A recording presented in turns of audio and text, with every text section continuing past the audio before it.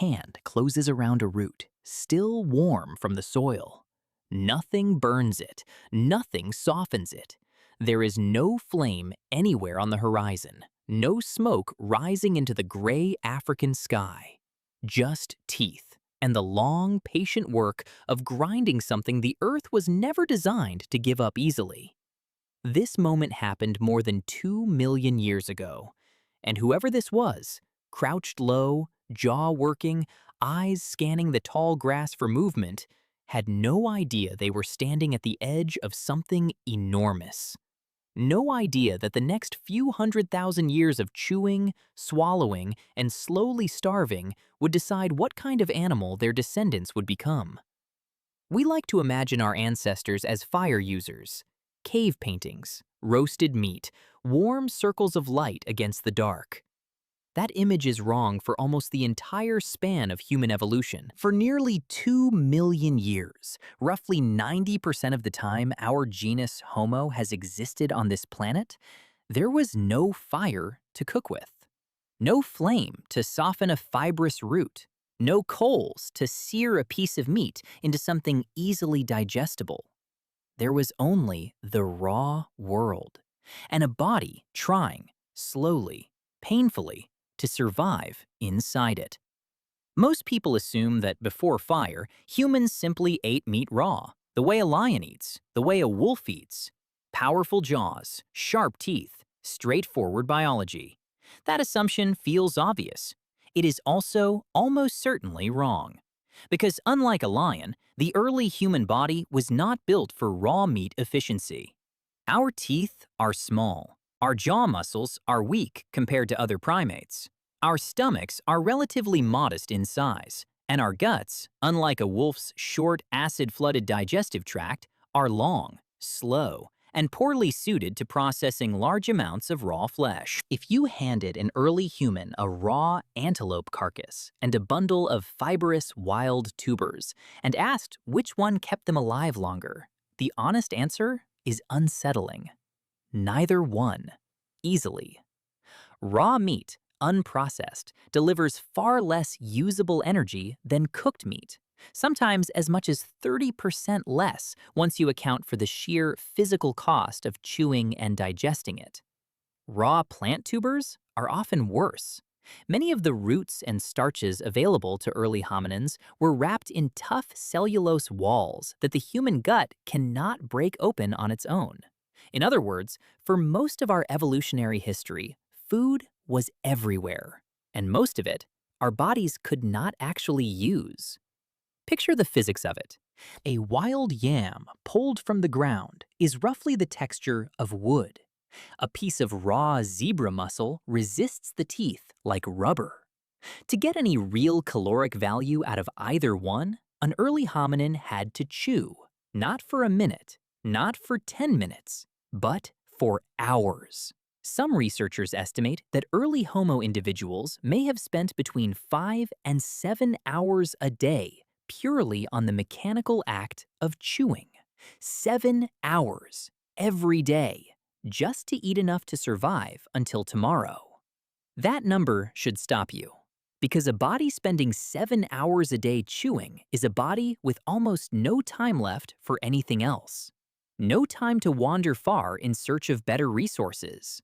No time to rest and recover from injury.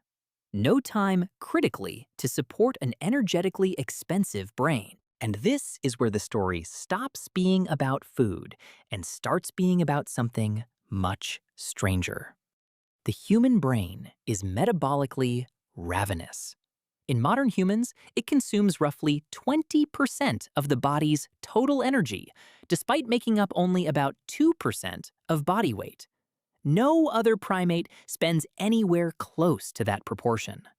A brain that large, that hungry, should not have been survivable on a diet the body could barely extract calories from in the first place. So how did it happen? How did an animal, stuck chewing tough roots and raw flesh for most of its waking hours, end up evolving the most energy-expensive organ in the animal kingdom? Something had to change the equation.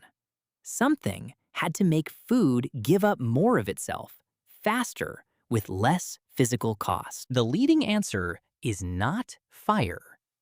Not yet. Long before anyone controlled flame, a smaller, quieter revolution occurred. Stone.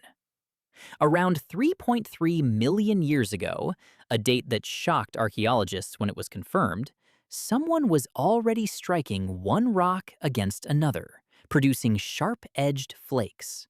This predates the earliest confirmed fire use by well over 1 million years. It even predates the genus Homo as we define it. These tools were not used to cook.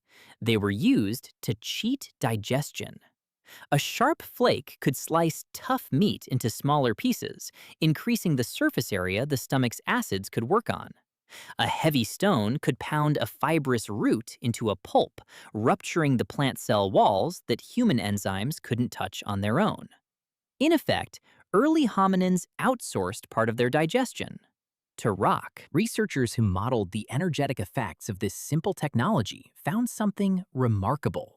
Pounding and slicing food before eating it could reduce the need for chewing by nearly half, while increasing the number of calories the body actually absorbed.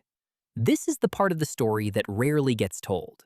Before we mastered fire, we mastered fracture. We learned that the world's toughest foods could be broken, not by our bodies, but by tools shaped by our hands. And once that door opened, evolution began walking through it. Here is where the story turns philosophical. Every calorie an animal's body extracts from food has to go somewhere. In most primates, an enormous share of that energy goes toward the gut itself, toward maintaining long intestines capable of slowly breaking down tough plant matter. But something strange begins to happen in the human lineage. Starting around 2 million years ago, the gut begins shrinking. The jaw begins narrowing. The teeth begin softening in size and strength. At the exact same time, and this is not a coincidence anyone believes is accidental, the brain begins growing. Scientists call this trade-off the expensive tissue hypothesis. The idea that as pre-processing techniques like pounding and slicing made food easier to digest, the body no longer needed such a large, energy-hungry gut to survive. The energy that gut used to consume was suddenly available, and it went somewhere. It went into 3 pounds of neural tissue capable, eventually, of asking questions like the one you're hearing right now. Think about what that means. The thing that makes you, you.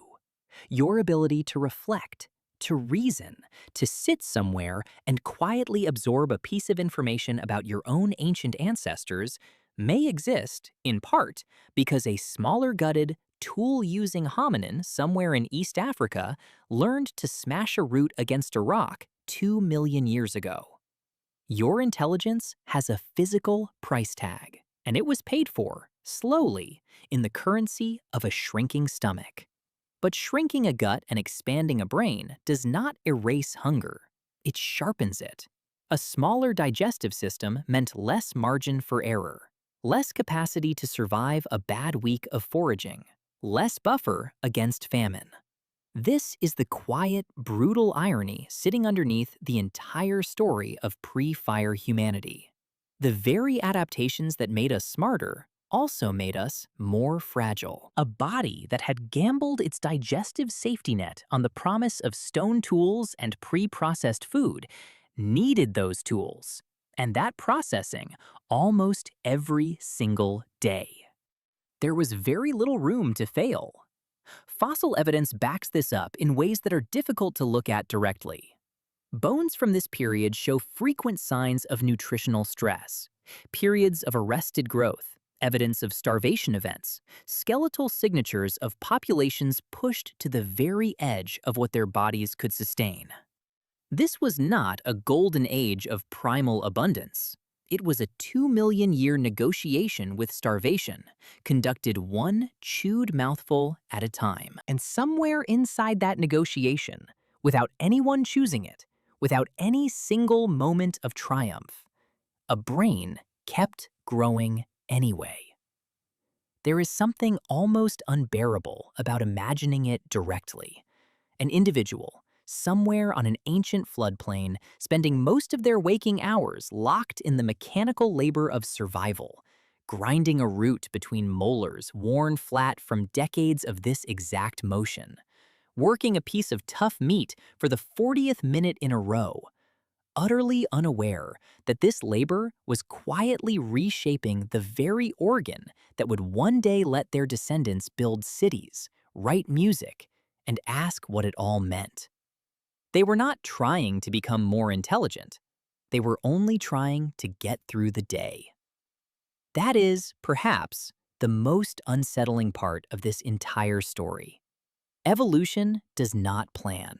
It does not reward effort with meaning. It simply responds to whatever survives. And what survived, again and again, across a million grinding, hungry years, were the individuals whose bodies could extract just slightly more from the raw, uncooked world than their neighbors could. Not the strongest, not the smartest in any way they could have recognized in themselves, just the ones who chewed a little more efficiently, who struck the stone at a slightly better angle, who found the tuber a little sooner. Multiply that margin, generation after generation, across 2 million years, and you do not get a moral triumph. You get us. So when fire finally arrives, controlled, deliberate, sometime within the last 1 to 2 million years, it does not create the human story. It completes a process that had already been running, quietly and violently, for 1 million years before the first flame was ever tended. Fire simply finished what stone had started. It made the world's food give up its calories almost effortlessly. And it freed the human body from the tyranny of endless chewing entirely. But by then, the trade had already been made. The gut had already shrunk. The brain had already grown. The species that would eventually stand upright at the edge of a campfire, warming its hands, was already, quietly, something new. Shaped not by flame, but by the long, patient violence of survival without it. There is a strange kind of vertigo in that realization. Because somewhere, right now, inside your own skull, sits an organ that consumes 1/5 of your body's energy just to keep functioning. An organ capable of language, memory, love, dread, and the very act of understanding this sentence. And its existence is, in some very real sense, a debt. A debt paid by nameless people who never knew they were paying it. People who spent their entire lives simply trying to eat enough to see tomorrow, grinding roots between their teeth in the pre-dawn light of a world with no fire in it at all. They didn't build your mind on purpose. They built it by accident, one exhausting, hungry day at a time. And every thought you have ever had, every idea, every fear, every quiet moment of reflection like this one is, in a way, still being paid for by people who never got to have any of it themselves.